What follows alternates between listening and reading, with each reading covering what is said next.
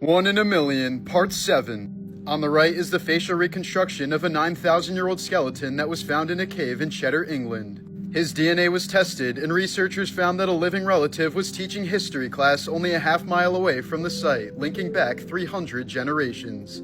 Out of the 40,000 windows within the Twin Towers, only one of them survived 9/11. It's believed to have come from the 82nd floor of the South Tower, one of the 9 floors that was struck by the second plane. The first person to die during the construction of the Hoover Dam was surveyor J.G. Tierney on December 20th, 1922. On the same exact day, 14 years later, the last person died. It was J.G.'s son, Patrick Tierney. Uncombable hair syndrome is an extremely rare condition that literally makes the hair impossible to comb. It currently affects less than 100 people across the globe. A married couple from China discovered that they were in the same photograph as teenagers more than a decade before they even met. On July 4th, 1826, President John Adams' last words before dying were, "Thomas Jefferson survives."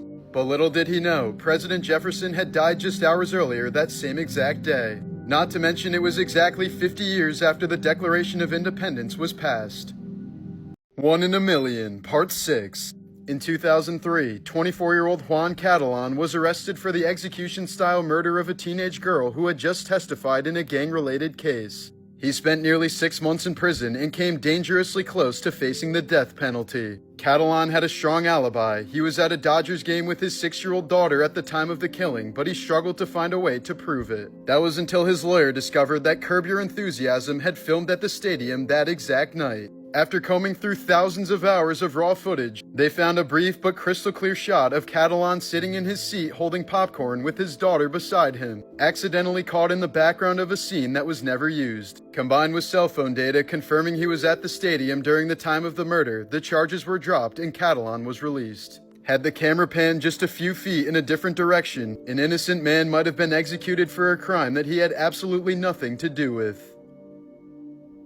Scientists said the odds of it happening were 1 in 74 trillion. While 34-year-old Ann Hodges was napping on her couch in Alabama in 1954, a softball-sized meteorite tore through her roof, bounced off a radio, and slammed into her side, leaving a massive bruise but miraculously sparing her life. She had become the only confirmed person in history to be struck by a meteorite. The space rock triggered a legal battle between Anne and her landlord over ownership, but it ended up in Anne's possession. The rock is now on display at the Alabama Museum of Natural History.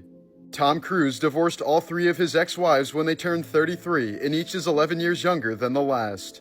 In 2009, a retired policeman named Geraint Wolford was admitted to Abergele Hospital in North Wales. Amazingly, it just so happened that he was put next to another retired policeman named Geraint Wolford. The men weren't related, had never met, and were the only 2 people in Europe named Geraint Wolford. In 2004, Grandma Dorothy Fletcher suddenly suffered a heart attack on her flight to Florida. When the stewardess asked if there was a doctor on board, 15 people quickly stood up. It was a group of heart doctors on their way to a cardiology conference.